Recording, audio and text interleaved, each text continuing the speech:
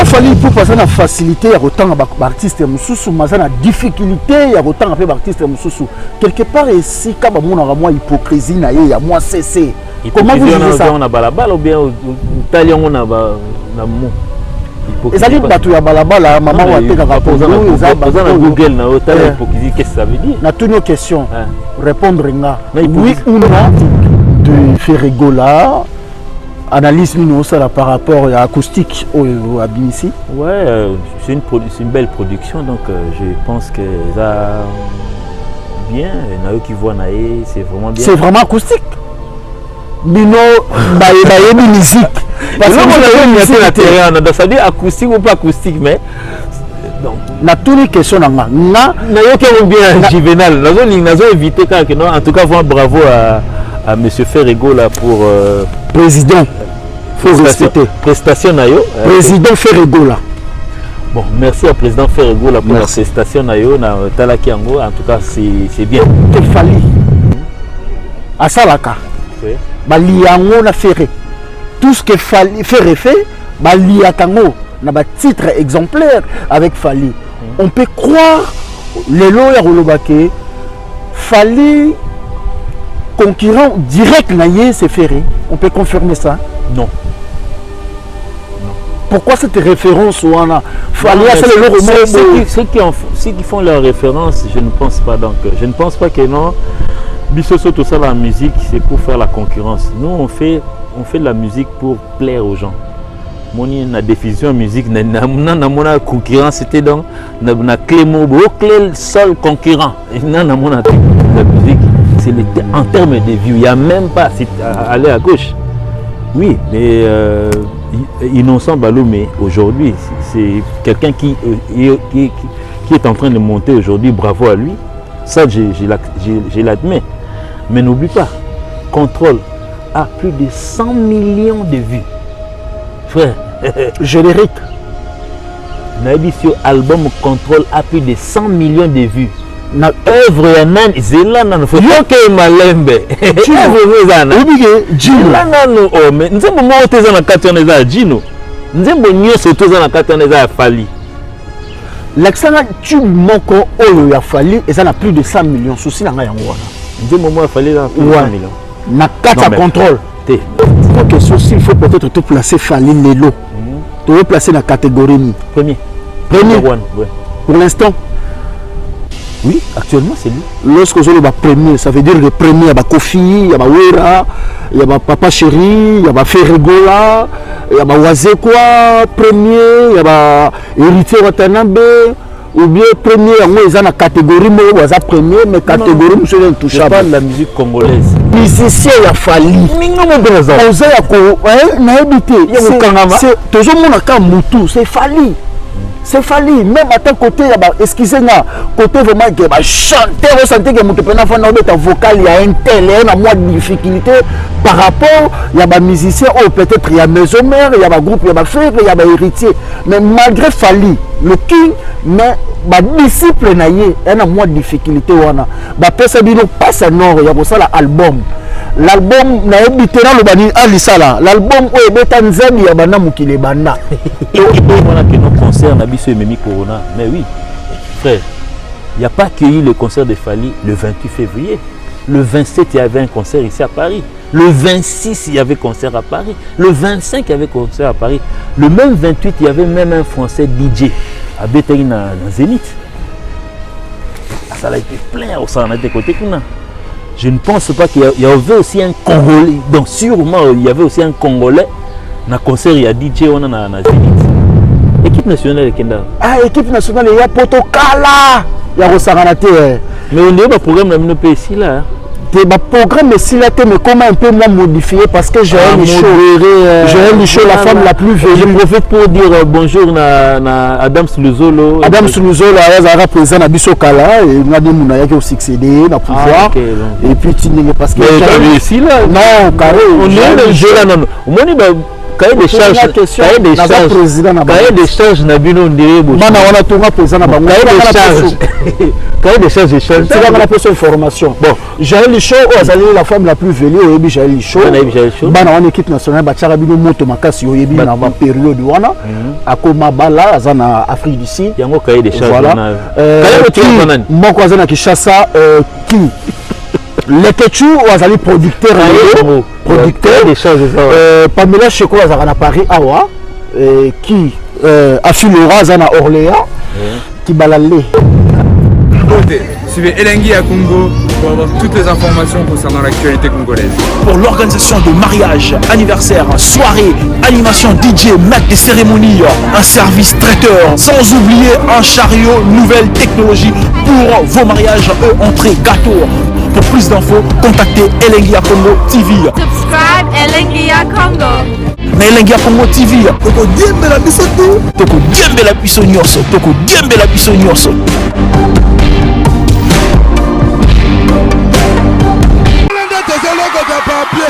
Elengi à Congo, Glody Diasiga, la mignonne,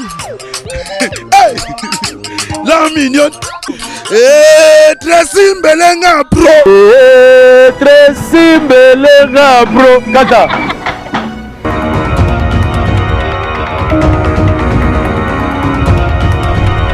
Kibala lait, yaba kibala chou, yaba kibala love, kibala chocolat, kibala Rihanna, lelo oyo tozomi lisusu après pendant 2 mois presque na bandaku tozongi lelo pona ko continuer musala na biso tosalaka à tout moment na yebi ke boza ebele boza na Kinshasa boza na Brazzaville bozali na Ouagadougou bozali na Gambie na Banjul bozali na Paris awa boza na Bruxelles boza partout ba otu balingaka tonton Joujou yaba kibala chou na Africa Plus 243 et pas à Montréal à Lissala. Merci beaucoup na confiance la vidéo. Merci beaucoup na ndenge bopesaka toujours Juvenal confiance wana. C'est pour la toute première fois depuis baza on a Paris nazo yambaye Deya Gino Liaki wazali le directeur artistique il y a groupe F Victime il y a Fali Ipupa. C'est pour la toute première fois nazo yambaye nous allons essayer ya kubeta moi li solo muke par rapport il y a ba production routière ko leka munene o esalaki ko kabola moi bato peuple to koma na Zaïre bato biso batika na Congo to komeka ko solo lango awa mais je dédie l'émission à Poula à Fanny ya ba Poula madame la joie Pichuna Amado la seule et l'unique moi si oyo ya mosolo ebele oyo asungi ba mabote ebele na awa na ville ya Paris la joie Pichuna Amado. Merci beaucoup à toi.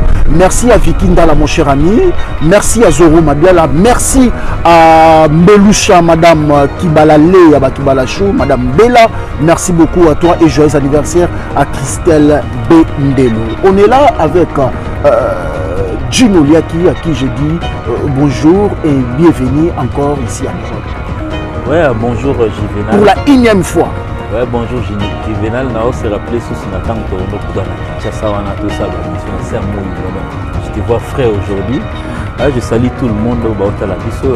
Moi je suis bel et bien le grand Moussa Gino Liaki, directeur artistique et groupe Yafali.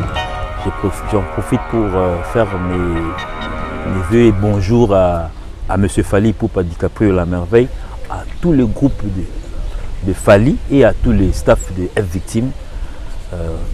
On permettre tout que les cas m'balamo kaka. Oui, en tout cas, vraiment, nous sommes là. Je suis là. Que pensez-vous après production le 28 février? On peut dire aujourd'hui que nous, les péninsonies, qu'on a mis Kelly, ou quelque part, bon, Juvenal, tout ça qui change souvent, il y a sécurité, mais il y a difficulté, pas de comme en vrai dire, nous les zones étaient à l'isolo. Bon, en tout cas.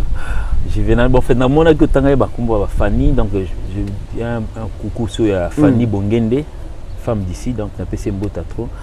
Ouais, en tout cas, Juvenal, c'est une bonne question. Moni Bissot Zanakin, Awa, nous les Zongi, nous les Ali, nous les Alaka. Moi je pense que non, Awa, à Paris, sur place Awa, dans mon arba Djonga, tapis rouge, Massanamo, Nani, Boteni. Abetarape Awa, champion Bazalakawa, Suzuki. Ouais, tout le monde, donc Sam Chinto Azalakawa. Tu vois, il y a un problème, tu es un combattant. problème combattre la mission retour à Ndoule ou pas. Nous les allons déjà. Et ça la ramène à la production pénate à l'artiste il y a Kinshasa voilà la Kinshasa n'engé fallait à Betty Bongo hein n'engé Betty et pas à Batu Misusu et go la saloko là à défier la combattant mais à Betty non mais naïbi orchestre moko boya orchestre moko ya ba handicapé et beta en Allemagne c'est pas Schengen Allemagne ouais beta déjà ah on a Gino nous les zones ou pas nazo tourne oui ils allera déjà donc nous les allera déjà. Donc fallait me tasser ici nous les non ça dit ba grande salle peut-être tant ce toro le ba salle mythique oui ezongi ouais mais nous les allons déjà. Que pensez-vous lorsqu'on acquise Fally Ipupa qui a zali mutu oyo apesa qui manque un message de communication oyo sali ki bato belé bazaki contaminé na virus oyo ebomi ravagé presque ba compatriotes belé et on acquise Fally que hier ayebaki ki malade ezali raison pour laquelle il s'est protégé mais manque ya communication bato bazaki na ba ignorance wana ki malade ezali bato belé bazui yaki na ba concert wana ba kufi bato misusu par la grâce ba biki analyse wana okabolongo comment. Ouais bah je profite pour faire ba condoléances na bato surtout pendant pandémie au ba kufaki. En tout cas condoléances à vous. Nous avons perdu nous.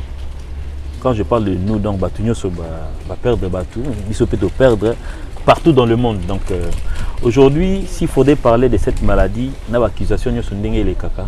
Il faut être intellectuel des fois pour essayer un peu de parler de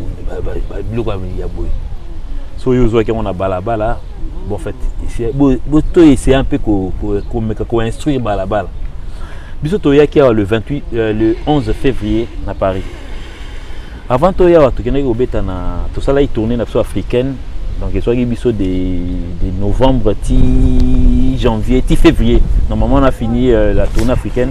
C'était les 7 février na Éthiopie.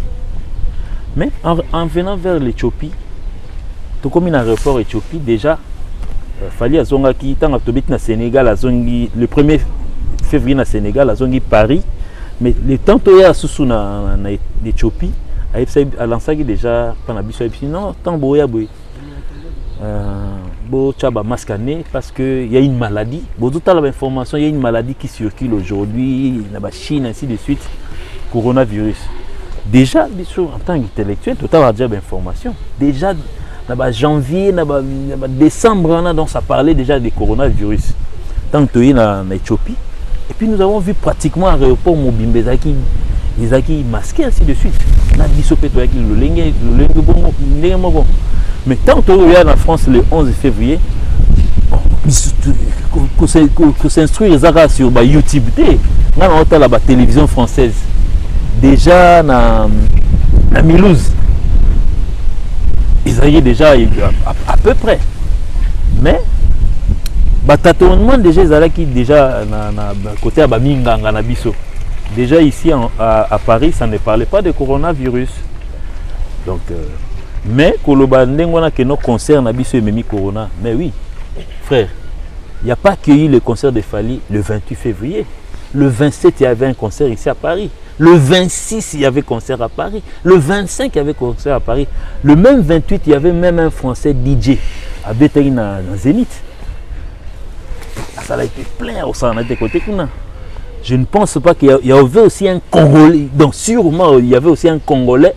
Na concert il y a DJ on a Zénith donc mais vous regrettez manque juste la communication la message on non mais parce que il y a un leader Moutazali azali ka protéger vous voyez un peu donc par rapport à l'entourage Juvenal notre concert c'était bien sûr c'est une grande salle mais il y a eu les mêmes dimanche le 1er mars match il y a football Juventus na Paris Saint-Germain.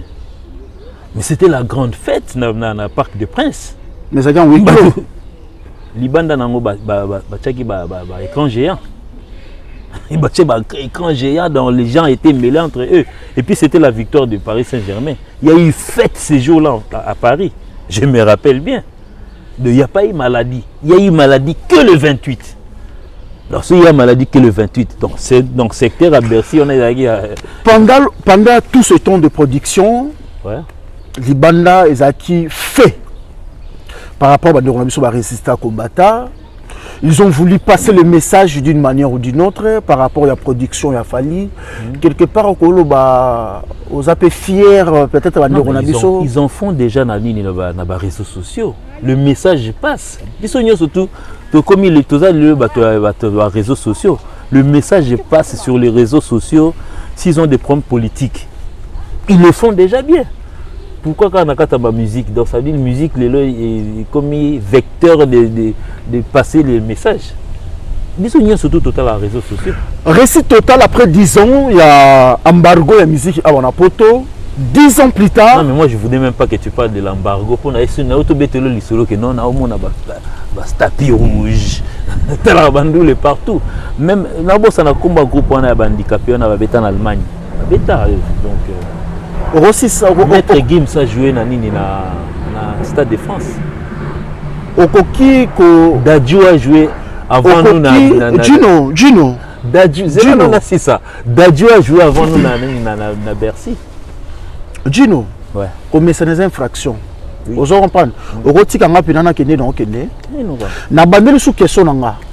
Après 10 ans, il y a un barco, il y a un musicien qui ça. C'est produit à Wanapoto.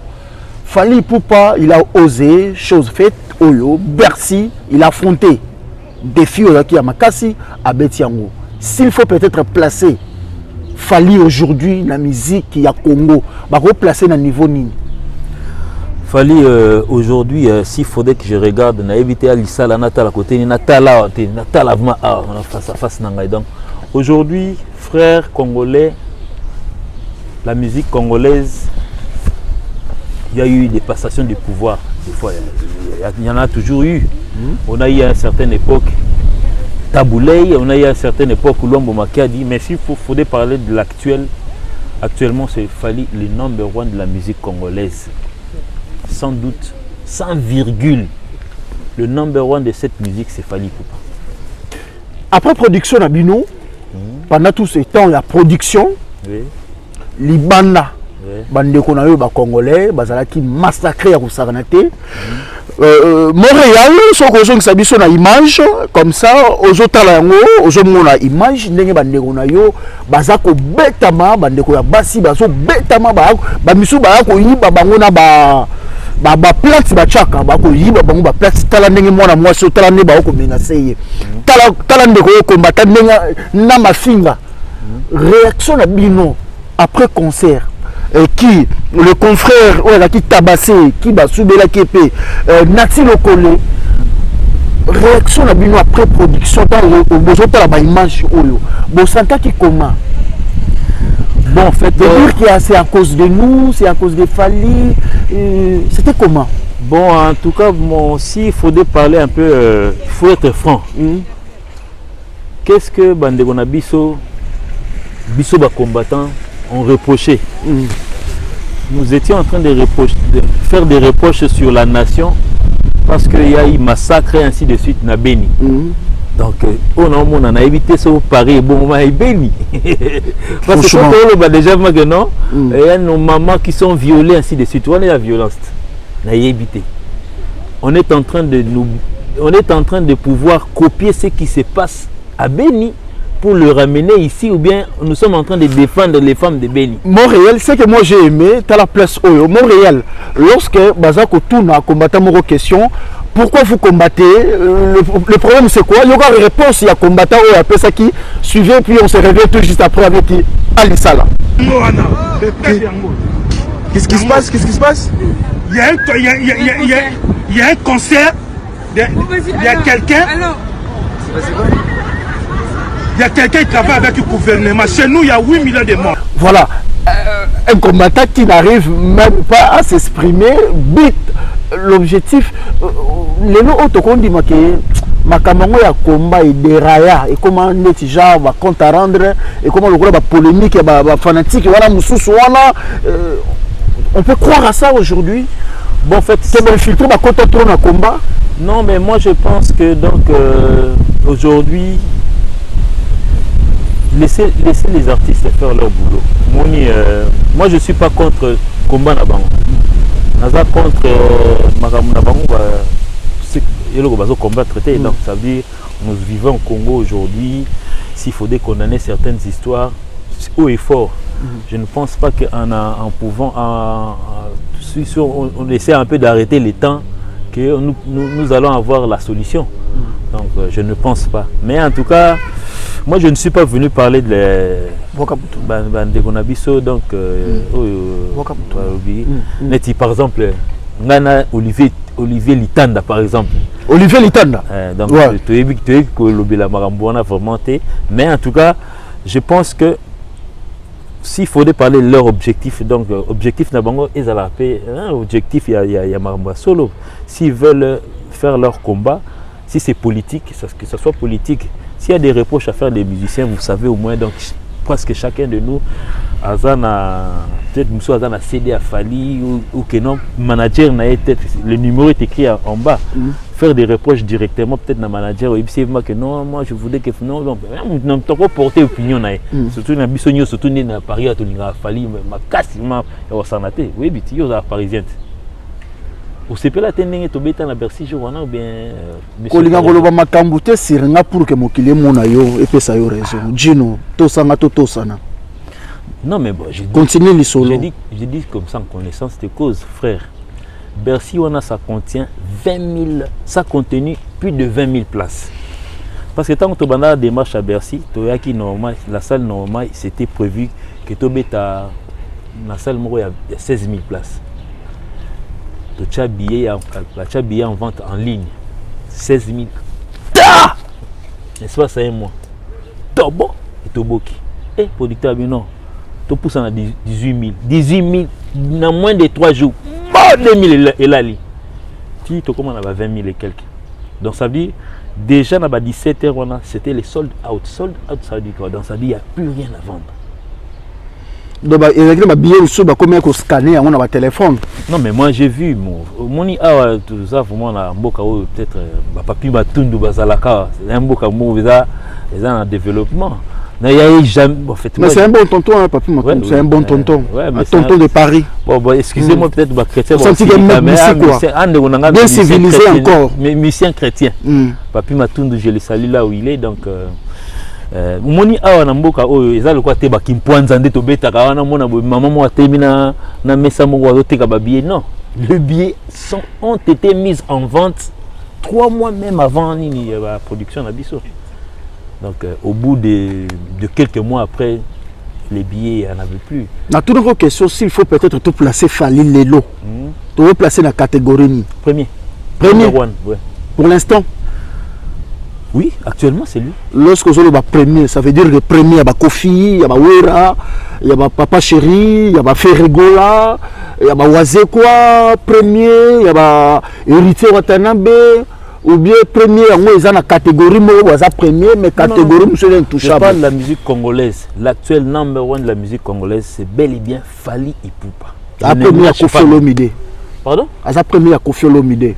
Mais pas niveau de Kofi Olomide. Je sa réponse. À sa première Kofi Olomide. Oui. Vieux Quadra Kouraman n'a pas période où vous allez guider de la musique congolaise. Il guide à Zarandine. Donc ça dit bateau à Liboso Tolandaï.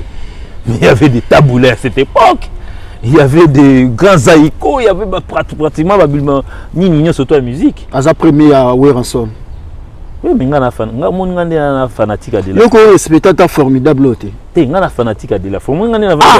Mais comment le baquet c'est la première minute formidable ça a marché. Non, mais si la couleur je montre ma couleur. Parler na biso en tant que Serge Lia qui mon papa na biso na fanatique à de la forêt. Fallait ça numéro 1 la musique congolaise. Ouais. Nazo bonde la te nazo lukango te dans ça lukate tala. Au moni na Paris tout congolais oyo yebi confondu chrétien, musulman, congolais, surtout, va dans son téléphone. Celui qui contient plus de 20 chansons à Fali. Ça dit, tombe sous ton téléphone, ils ont la capacité à recevoir 50 titres, il y a des titres surtout. Mais tout Congolais habitant à Paris, donc la plus grande majorité avant Congolais, il y a Fali. On peut croire aujourd'hui que musique, il y a les lots. Ils ont le nombre de vies. Donc ça veut dire que ceux qui oza na ba vie ebele oza supérieur par rapport ya ba collègue mususu. Ben oui. Oui. Wana deya muto a confirmer. Moi je confirme aujourd'hui le thermomètre de la musique aujourd'hui c'est les supports informatiques au babengango ba view. Frère, ne nous volons pas la face. Tant que kala tobandaki kosé la ba cassette, ba CD, ba 33 tours, c'était visible donc ça veut dire na sima ba pochette wana bazaki na ba écrite ba nombre. Moi na bozi ozi osombi disque na bino tant okene mo na ba komi comme par exemple 0 et ça le plaque d'immatriculation. Donc bazoye bango partir ba nombre. Autant de disques vendus. Lelo c'est visible frère. Que nos fente mutundeni. Snapé. Ok no fente mutundeni tant ozotala peut-être des temps sur ba vieux moto ebino nzembo yo par rapport à oyo eleki. Lelo oyo batebele balona biso hein. Comme je disais, on est suivi partout. Zoro Mabiala qui est mon ami depuis Suisse, nous avons Getty Mugaba qui est mon oreille hein. Et j'ai dédié aussi Mike Pengo et tout le monde madame la Joie Pichou Namado comme yo lobi nanga makama ba vie. Donc ça veut dire que si on a ma vie est belle, yonde aux arts supérieurs, on peut croire aujourd'hui la réalité et que Inosbi avec Tube Oya Salaki, il y a IOP avec plus de 80 millions de vies, donc qui a zappé supérieur n'a fallu par rapport à Tube au Fala Bimsa année Tube au Bima qui année passée ou bien année 2018 parce que c'est IOP c'est Tube Oya pour l'instant la vie est belle. La musique ya Congo, on peut croire que c'est supérieur pour l'instant d'un côté il y a ma vie et pas il a fallu.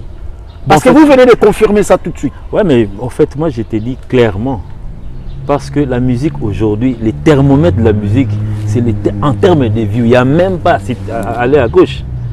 Oui, mais Innocent Balomé aujourd'hui, c'est quelqu'un qui est en train de monter aujourd'hui, bravo à lui. Ça, je l'admets. Mais n'oublie pas, Contrôle a plus de 100 millions de vues. Frère. Générique. Nabisio album Contrôle a plus de 100 millions de vues. Œuvre ya nani zela nanu faut que malembe. Œuvre ngozana. Obige Jino. Zela nanu o mais nzembo mo teza na kati on eza Jino. Nzembo nyoso toza na kati on eza Fali. L'accent tube moko oyo ya Fali et ça n'a plus de 100 millions souci na yango wana. Nzembo mo Fali na plus de 100 millions. Na kata Contrôle. En fait, je na koye biso ta mususu nzembo mo ka ya Fali oza la plus de nzembo mo Congolais, nzembo mo ya Congolais publié Congolais. Il y a biso Kinshasa il Fali ça ça. Combien de millions de vues parce que tu viens de nous confirmer ici. Frère. N'est-ce pas yo ça au moins une difficulté na yo il y a un problème d'internet. Ouais. D'abord c'était le cas exemple moi quoi. Ouais. Mais tu disais Momo et loco par exemple. Il y a aucun tube publié par un Congolais et les Kiango. Et loco par exemple. Na ke musika te. Na donc ça dit Nzemboka et loco oyo publié par un Congolais ou les loco ezate. Je viens de te dire tout à l'heure que dans l'album Contrôle vient de totaliser plus de 100 millions de vues dans l'ensemble. Il n'y a aucun album congolais, donc ça dit comment on a un nombre. Les lots. Chaque jour, évolution est là. Donc ça veut dire, moi je ne conteste pas le succès à Balé qui n'a pas au oiseau à l'élo, que non, ils font des succès aujourd'hui. Pourquoi fallait pour passer la facilité à autant d'artistes mususu, mais la difficulté à autant d'artistes mususu. Quelque part ici, quand on a moi hypocrisie na ya moi c'est. Comment vous dites ça? On a balabala ou bien au talion on a na mot. Et ça dit batu ya balabala maman wa te ka poser na Google na hôtel hypocrisie qu'est-ce que ça veut dire? Na toutes nos questions.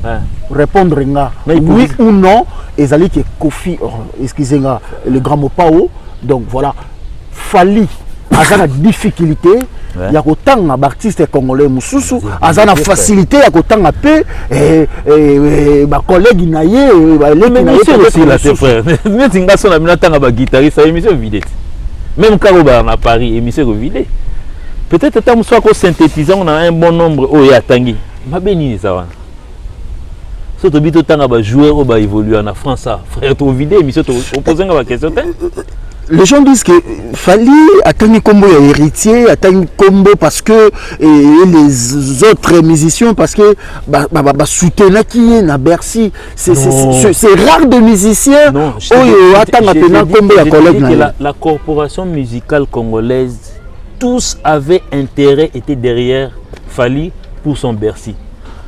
Remerciement à tous les Congolais, parce que normalement on a évité. Il faut s'appeler étranger parce que soutenir la musique on a été. Parce que c'était les drapeaux congolais qui étaient hissés. Vous avez vu ça même dans les drapeaux public, c'était les drapeaux congolais. Et puis le lendemain, tant que journal, journaux, ainsi de suite, ça parlait un musicien congolais du nom de. Quand on parle de Congolais, c'est toi, moi, lui et l'autre. Même Fally. Déjà, combo ya titre, combo ya nation, ça peut faire plaisir à Héritier, ça fait plaisir à Nania Batamabeleli ici, ça fait plaisir à Ferregola. Oui, ça fait plaisir à Ferregola, ça fait plaisir même à Dilou Place dans un bien La question que moi je me pose, non seulement moi, mais que Batunion se pose à de la forêt. Il n'y a pas de souci. Pourquoi tout ce que Fally à Salaka, Baliango na ferré. Tout ce que Fally fait, Baliakango na ba titre exemplaire avec Fally. On peut croire les lois Rolobake, Fally concurrent direct naïe c'est ferré. On peut confirmer ça? Non. Pourquoi cette référence ou on a Fally ceux qui font leur référence, je ne pense pas donc. Je ne pense pas que non. Bissoso, tout ça, la musique, c'est pour faire la concurrence. Nous, on fait de la musique pour plaire aux gens. Moni na diffusion musique, na concurrence, c'était donc na clé seul concurrent. Donc, je ne pense pas que ces deux messieurs congolais, concurrents. Je ne pense pas. Je ne pense pas donc. Parlons d'acoustique de Ferregola. Analyse ça par rapport à l'acoustique à Binici. Ouais, c'est une belle production, donc je pense que ça bien. Nayo qui voit Naé, c'est vraiment bien. C'est vraiment acoustique. Bino, baye musique.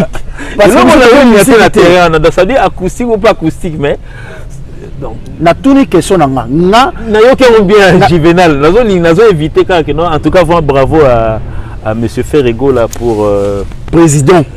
Faut respecter. Prestation nayo. Président Ferregola. Bon, merci à président Ferregola pour la prestation nayo na Talaki Ango. En tout cas, c'est bien. C'est bien. C'est bien. C'est bien. Alors, programme les années orchestre. Programme d'action. Ouais. Oui, en tout cas, vraiment, nous étions venus ici. Non seulement, le premier but c'était Bercy, mais nous devrions jouer. Jouer en Allemagne, en Belgique, ainsi de suite, et faire les États-Unis, le Canada. Mais bon, malheureusement, avec cette pandémie, tout est stoppé, donc tout est bloqué. En attendant, peut-être tout en tant qu'intellectuel, dans la TV, ça va nous passer les informations pour dire que non, en tout cas, pandémie, si parce que dans minute, même Lionel Richie, donc c'est un exemple comme il y a France. Monsieur français, donc tout est stoppé, donc je pense que non, le jour fanatique, c'est live, tout ça, et puis peut-être écouter la musique à la maison, les babis restant à la maison, donc je crois que l'essentiel c'est ça. Gino, il y a qui je rappelle DA de l'orchestre du groupe Fally. De Fally F Victime. F Victime est un label. Label. Groupe, mais pourquoi les musiciens, il y a Fally Bino, les musiciens, bon ça a une difficulté. Il y a moi, il y a moi, un succès wana. Biso. Malembe. Na sisi question. Zala calme ko. Tout le monde na caméra na F bana mai. Est-ce que vous évitez que nga comme na mbuza? Répondez par des commentaires. Pas ebingate à apprendre. Na titre général, ba musicien ya Fally. Minga mo benaza. Oza ya ko, na ebité. C'est toujours mon ka mutu, c'est Fally.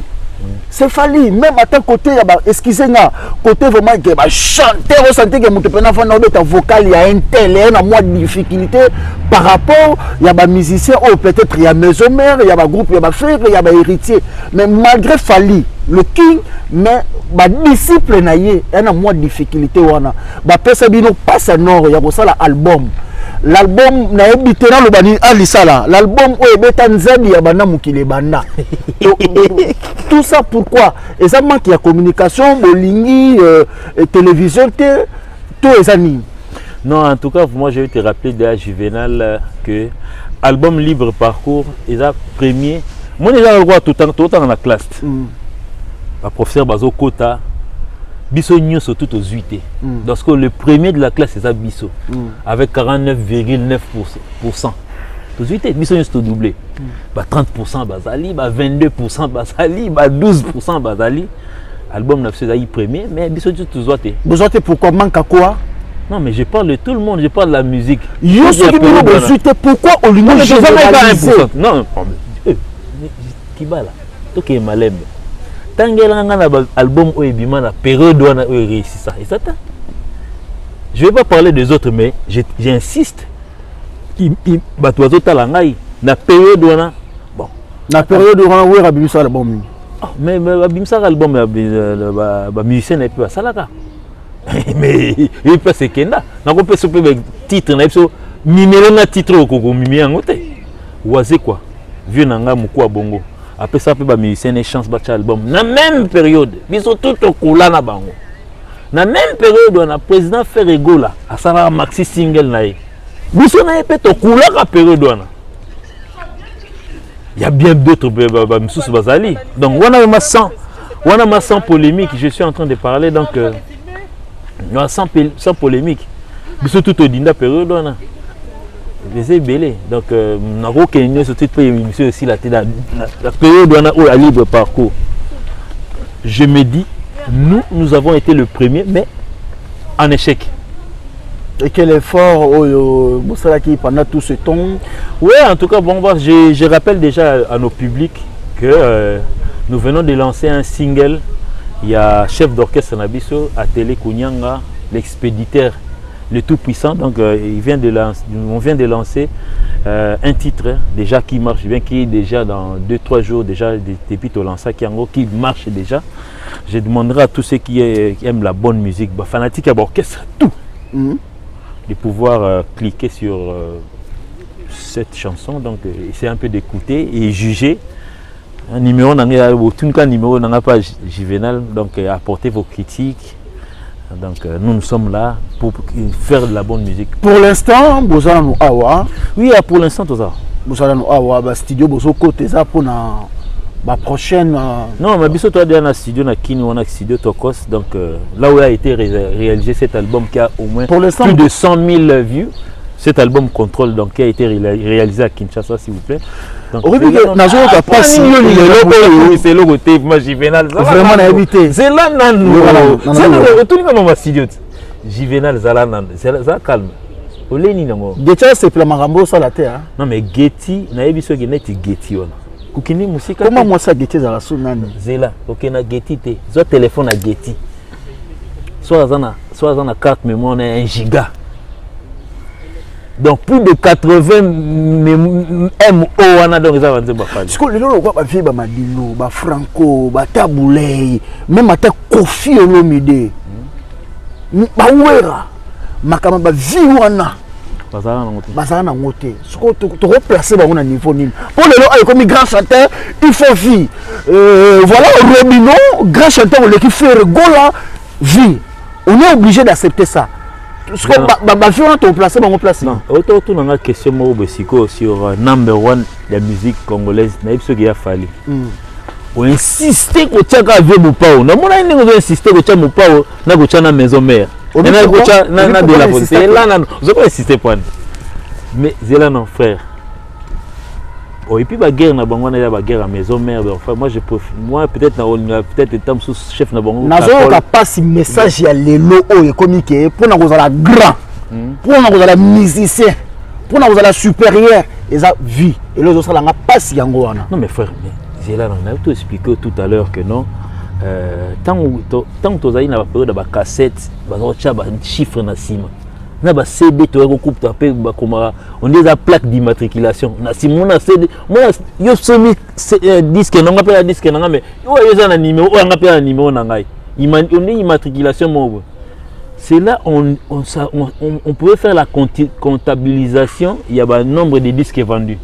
Aujourd'hui, je suis à la souté. Même à Tanzembo, le pouvoir, yo est-ce que vous avez au Saint-Denis au Château Rouge pour que le CD a pouvoir, nous vendre au Kéleta. Tu veux faire ça à partir de YouTube. Puis ma musique vient sur Kalana. Tout va ramener encore à Katit. Va ramener notre poignée. Parce que non, donc les CD, les disques, les cassettes sont les histoires périmées. Aujourd'hui, en termes thermomètre à musique, mais sur les réseaux sociaux. Quand on n'a pas ça, je ne sais pas ce qu'on est en train de faire. Parce que on a parlé. Photo clôture. Augustine Ngali. Augustine Ngali. Façon à kozua. Yahweh Ebi. Ils ont fait au Ebi. On va faire un autre rebelle. Moi quoi? Diki. Je vais changer. Et ça les na yo. Ils ont mis à Robino Ebi. Ils ont Robino. Nazuyo. Na yebi pas ni moké na ngande ngwa. Boko kaka boye pas simi porter pour ba ekolobo. Yangwan. Vantar titre. Tu comme na souka. Tu n'as pas de ce truc là. Ah monia. Na yebi pas ni OK ndengwana. Nzembu nini oyo Vantar. Nzembu nini oyo ya le nouveau prince de la rumba congolaise. L'homme qui amène la rumba au sommet du monde, qui est héritier de la musique africaine, étoile brillante de l'Afrique centrale. L'homme qui a mis à genoux l'Atlantico de Luanda. L'homme qui a déplacé tous les combattants à travers le monde, qui a affronté l'Olympia. On n'a rien à dire, on n'a qu'à dire amen, héritier. Héritier, presque tout. Bon, presque tout. En fait, la chanson tube. Oui, il y a moi on a comment ça s'appelle BM. Ah BM. Mais à part BM na linga. Mi ange mi de mon peso ya. Mais à part BM na linga, on moment ko boy. Oh. Mawetinga minga lokolo tout en noir. Ataba pegeti PH. Na linga ngo. Ah, tout en noir. BM c'est bon, ça il suffit. Merci beaucoup, c'était DA. Pardon? Tout en noir. Mi ange mi démon. Non. Tout en noir. C'est ça un clip na bateau. Ouais, na bateau tout en noir.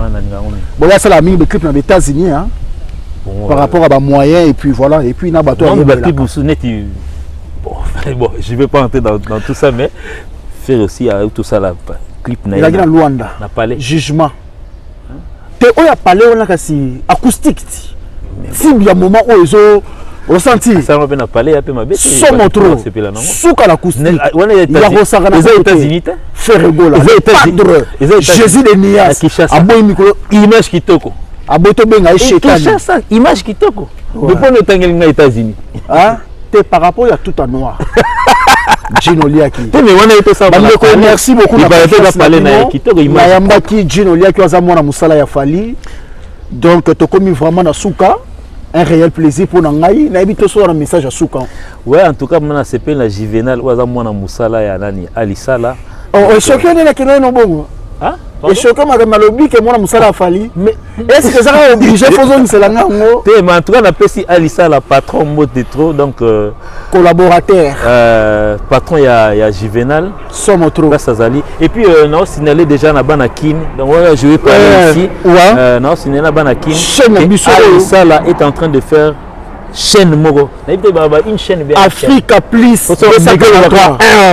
Africa Plus 243. Donc Alissa Lazoya na Kinshasa on a avec chaîne Naé. En tout cas bateau existe déjà à l'avance, je vous dis c'est du show. Parce que le matériel que je viens de voir là,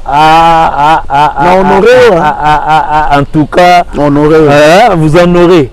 La chaîne Moussou qui est en quarantaine. On comprend en tout cas. Alissa là. Donc, moi je vais pas loba que non, au Redi à loba.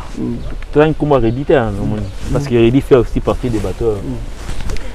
tokende poto tozwa mayele poto zonga mboka caméra non kokende poto tozwa mayele poto zonga mboka. Donc Ali Sala, je félicite. Donc il est venu, il n'est pas venu s'amuser ici. Azui mayele, il a fait ça la chaîne naïe, donc avec ce que j'ai vu comme matériel. Donc en tout cas, les concurrents, il y a une concurrence trop. Donc cette fois-ci, je vais parler des concurrents de Ali Sala. Chaîne comment on dit Afrique à plus 243. À plus 243. Afrique. Donc vous en aurez des problèmes. Donc vous aurez des problèmes avec la chaîne de. Au sentiment les allez la chaîne. Chaîne les années parce que nous tout vendons par exemple. Non, on aurait mais c'est là que tu le monde qui dit moro boyo. Micro boyo journaliste le surtout la chaîne la chaîne YouTube vous avez des problèmes. Au moins on a évité place ni dans situé banda dans notre rambo moi canon. Oh petit nanga fantôme ça soit vendre on a soit aïe on a aïe ma mais moi la neuf combien de finga donc mon a somme doux donc on a tempérament donc ça dit pour que finga leader ba tu faut capacité donc là mon peut pas beaucoup finga la mondeni et bien on comprend avant que n'entendre ça ba émission na ba kino na ya pe mulunge mtetinda biso finga on comprend ah finga ni oh il était émission on peut pas bien boy Gino liaki Kobos Teka on moni mutunayo ouais Kobos Teka que je salue beau frère à moto on comprend nango hein ya osaka na Kobos Teka beau frère à moto Olivier Litanda voilà parisien Cyprien Nzolo Fergani la merveille Cyprien Nzolo kena sango beau frère na ngai Cyprien Nzolo ya osaka na kututé Likema Kengo excès de voitures ah non Likema Kengo Papa Afrique a peine appelé Bambota trop donc na sepeli nazo bimiso lelo c'est pour la toute première fois oui en tout cas vraiment banda to confinement to tout le monde est lelo to ta vite ngai na yo vous allez confiner malembe mais si venez besoin ça là depuis que ça en a ça fait 2 mois que mon patron non Ali Sala oui ou non na lo boya Ali Sala tout le monde a mis de temps en temps. Et ouais, appel vidéo frère. Nazana Geti Mugaba na bi c'est pour Geti Mugaba ngai na mona ikalape. Yokanga na ga yokanga. Pas dictature tina ba. C'est pour la toute première fois de ta vie nazo honorer au à Paris. Nazo honorer hein, nazo bimisa yo. Hein, au savourer que na okuta na ina Juvenal naza petit na yo. Donc naza petit na yo. Eh Juvenal na tono pour que ce mavo tout na ba moi. Équipe nationale de Kenda. Ah, équipe nationale, il y a Potokala. Il y a Rosaranate. Mais on dit que le programme n'a pas été ici là. Le programme est ici là, mais comment un peu moins modifié parce que j'ai un Licho, la femme la plus velue. Je profite pour dire bonjour à Adam Slouzolo. Adam Slouzolo, il y a président à Bissokala et il y a des gens qui ont succédé dans le pouvoir. Et puis, parce que. Mais tu as vu ici là? Non, carré. On est dans le jeu là, non. Cahier des charges Nabino Ndire Mana wana tonga président na bango cahier des charges échange c'est la personne formation bon Jaël Licho azali la femme la plus velue oyebi Jaël Licho bana wana équipe nationale ba tchara bino moto makasi oyebi na ba période wana akoma bala azana Afrique du Sud yango cahier des charges voilà cahier moko azana Kinshasa qui les Ketchu azali producteur des charges Pamela Cheko azana Paris awa qui Afilora azana Orléans qui balale azana Paris qui bala chou qui bala love papa na Laura qui bala chocolat papa na Rihanna Stella Malolo Motema Mbelusha yazara awa na Paris Karim Mokonzi azana Belgique mais cahier des charges on a équipe nationale pas na yo bien botika on a kin mais on les a pas magam na biso on a pouvoir de bulletins et des rangers en tout cas musique ndé paiement musique paiement ba sasa yo ba sasa pour les musiciens bana ba sasa muté bon mais cette édition bon en fait vous êtes venu avec ce que vous êtes venu mon sentiment finalité na moi bah si ça va cahier na mikili et regardez aussi ça cahier na poto non mais neti ken piano Cynthia Wodol na bossa qui plus que star Cynthia te capable une équipe nationale au santé oh non mais équipe nationale Gloria Olangi pas aïté Gloria Zaki na c'était quoi encore ba Kardashian ah OK mais le ba se retrouver na ba Arambogani Grèce alinga kota awa na Grèce bango tout wana Marie babiso to chrétiennement qui to teka nguba na Sénégal ah ga itoto jibe ki balale ya ba ki balashu mokili ya musique en tout cas vraiment mokili ya musique Betty Mugaba vraiment Nazaf m'a content à Romo. Plaisir à toi. Après beaucoup de temps, je vois que tu as un peu mûri au colis. Ouais, il y a le gaillard. Mais en tout cas, bon héritier Watanabe. Goga somo tu ne fait plus partie à Malembe. Ngana zali bateau balaka fidèle. Ngana linganga mutu pone lo. Adam Sazana no? Nga nazali héritier. Nga na pona héritier. Na lela ba mission congolais tout mais na préféra Goga pour yebi gagati. Donc mon frère héritier Mbote donc c'est un ami. Ah, ok. Depuis ailleurs en Belgique. En France. Belgique. Ah, ok. Voilà. Merci beaucoup. Plaisir à trop à Romona yo. Tu dis que tous en nous. Mais on va faire ça ou bien et ça examen d'état mais la grâce présidentielle au groupe comme moi 3 personnes. Quel président? Ngai. Donc président Alissa on a fait un beau Yato, chef à plateau Juvenal donc moi Moussala président Alissa là. Juvenal qui est à mes côtés ici. Ça va bien. Donc nous ça rappelle ben mon Moussala ya fali. De yo binna ninga o latinga wana. Mais où ça va pas Alissa? Où ça va pas Alissa là? Na boya ngote? Ou bien Alissa là patron oui ou non? Na boya ngote? Bon, il bien Alissa là. Alissa là mon ami yoko saganate ya na là. Merci beaucoup, c'était bien. Papi Chako Cashmani, donc quelqu'un aux États-Unis. Au Vandara, surtout qui $1 million, mais faut le capter sur que nous changer. Donc merci Papi Chako Cashmani. Nazo ke na yo na Kibokolo, ils allaient na Melun, ils allaient staff ya ko saganate. Beaucoup les en Angola. Ah ouais, Kibokolo jali. Les Zaka qui y a Serge qui tata. Te, on les a Boss Carlos. Ah ok. Héros de l'ombre. Boss Carlos, moi c'est Aïcha, comme moi c'est Aïcha. Dans la salle, il y a coiffure, il y a kata pe basuki mix avec Gilles MBK, Bariki Bakaka na staff na biso ya na Melena okina yo kuna. Boss amona yo, staff mona yo. Na présenté on na tenir ko présenter Ken Piana pas ba vena ngana ba maison ba bema au monaki masala na Ken Piana yo pe musicien moi na musala fali na yo me mayo nazo sala elo o ba sala ka que on se reprendre nazo respecter bino quoi nazo honorer. Merci beaucoup tokutani mbala sima bato to balinga Juvenal qui bala le tonton na bango Melito ya Geti Mugaba Mike Pembo. Na pesi madame Belusha. Ouais, on a peine à profiter na pesa pena na so na pesi opesi. Ah, tout ça. Ah, na pesi moi na Ariana Mbote Belé. En tout cas, na pesi pe moi na Jennifer, na Jérémy Mbote Belé. Moi na mususu ya kitoko ya trop chef d'œuvre de beauté. Moi na mususu. Moi na mususu divine lia qui na pesi pe Mbote.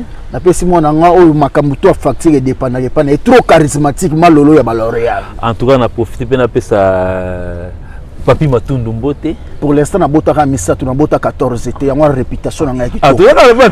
Pesi sko madame. Oh c'est gagné. Bon. So to comme que madame. C'est un peu ça. Zala l'aise. Oyo za palpiter bon vraiment moi j'étais. To pesi bana. Tu connais sur le côté de madame. Na pesi madame Mbelusha, madame mon cœur présidentiel diamant d'état collection privée, Mama Bella Mbelusha Mbote Belé. Na pesi madame Mbote na pesi mère basalama to. Mère akufa na volcan Iragongo. Merci beaucoup Christelle. C'était bien na Mbote mso a OP et à Paris donc bon en tout cas, merci de m'avoir reçu. À part Papi Matundu, c'est un ami. Il y a Papi Matundu, au CP là. Yo so zana ye bosani Canet. Ba Canet o ba ba Heineken. Na banel sous soko kuté na. Christ. Soko kuté na ye. On est la J. Il faut comporter ma comme nazo ba na si c'est changé. Que ba commissaire des infractions yo kanga ne wana na web sa président Ngoy Musoko mais so asombela Heineken na lobby boy soko kuté na ya Papi Matundu appelle na bien robosa na prix ya ba canettes o ya ba bière robosa ni a honorer na moi champagne malgré na TV donc akomate azalaka chanteur chrétien voilà na honorer na moi champagne ndetse le to na porte maillot au CP là et pas Kibokolo Kibokolo tout au lobby na Melun mais le nom mais mon porte maillot nana Geti Mugaba ouais je profite pour dire salutations à Geti Mugaba donc encouragé de Paris na PC Bambota trop et puis na baki susu mbote mingi na mais nazo teka Geti ah joueur na oteka a joué. Christian Mounard n'a pas Simbote n'a pas Simbote pe nani na la France n'a pas Simbote na Pichulandu Mampuya n'a pas Bambota trop Nana Bouté n'a pas Bambota trop place Nadine Bouté n'a pas Bambota. Merci beaucoup Yaya ba oya na Keina mbala depuis Luanda ya kosera na tena okitsa batu na Keina landa Keina mbala plutôt Keina mbala merci yebi ndekola Mado fondé bien qui s'appelle donc bateki ndeki basomi nganga basale loko te avec na baba bole na butu kureke na na woyebisa muninga ke kureke devoir à domicile maman Mbelusha na pesa confiance avec la pesa kana mbo alati ata babia que le fait avec la banga kata padira na te onjino lia ki mombo oya avec la kana confiance ni la mbo alati malgré na mona ya moté et confiance ngana pesa ko bangila kanga milité so on ngesa émission bani ko bangila kanga ite na ali toujours maman Mbelusha ba mbote belé zalaka itika la Mbelusha comme ils sont mignons pour comprendre nango voilà ça fait mal à machine en mbote ah le monde sera ma carte électeur on dit yo jaloux na donc pas la sima